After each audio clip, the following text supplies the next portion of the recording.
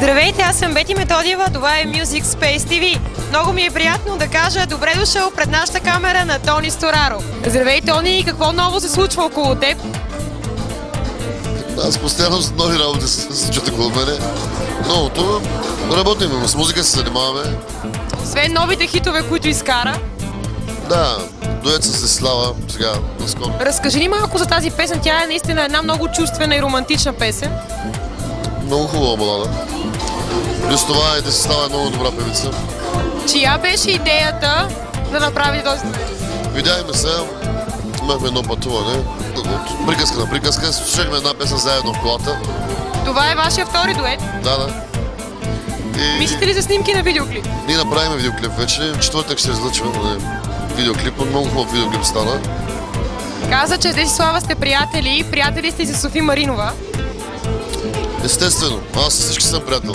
Когато гледа така Евровизия, някакси не те ли беше малко гадничко, все пак и двете са ти приятелки, коя ще спечели? Сега, това е много дискретен въпрос, смисъл. Не мога да кажа, защото двете певици са ми много мили. Аз съм казал винаги, че аз ми деля изпълнителите, които са добри, които правят така, които се събличат. Мен това не ме интересува. Аз ги обичам всичките, разбираш. Всички певци пеят за мен в България. Единия пее така, другия пее така, другия пее така.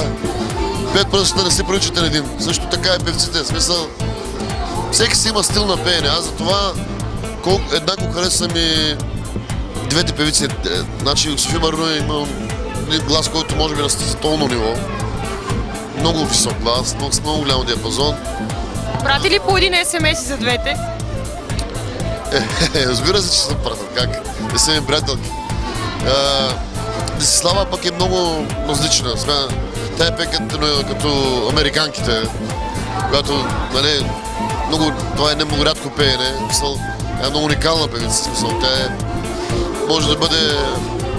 Но, в смисъл, това е един късмет, нали, всичко е писано горе. Не искам да коментирам повече, защото обичам ги някакво да са живи и здрави. София спечели, Десислава продължава напред. Това не е края, ще има друга Евровизия. Тя ще се яви пак. Ти самият мислил ли си някога се явяваш на конкурс като Евровизия? Значи, тази песен, която Софи изпя на Евровизия, беше, тя искаше аз да направя дует с нея. Нали да изпеем заедно. Но аз знаех, че моето място, в смисъл, не е в тази песен. Знаех, че тя, ако изпее, тя ще има успех. И така е стана. И сега, като се види, изтървава и далее, специалих се. Не, аз съм много срадвам за тебе. Тя е твой стил песен, аз съм в друга посока, ти си в друга посока. Живи и здрави, нищо не се знае. Животът е много аеродинамичен, в смисъл. Никога не казва не, нали, не искам това, не искам. Всичко се случва в живота.